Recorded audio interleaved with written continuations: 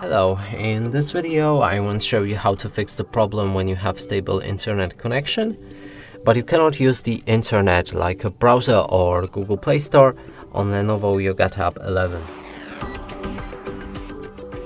To do this, first let's try to reach any website with Google Chrome, and if we refresh or try to reach new one, we have this error. The same as with Google Play Store, so if we try to download some games or apps, it's stuck in the pending mode forever.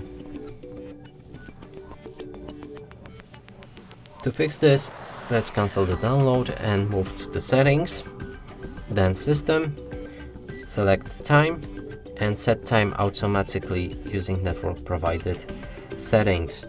Now if you go back to your setting, to your Google Play Store and try to install the game, it should run fine now. And the same goes with Google Chrome, so we can reload the page and also load normally.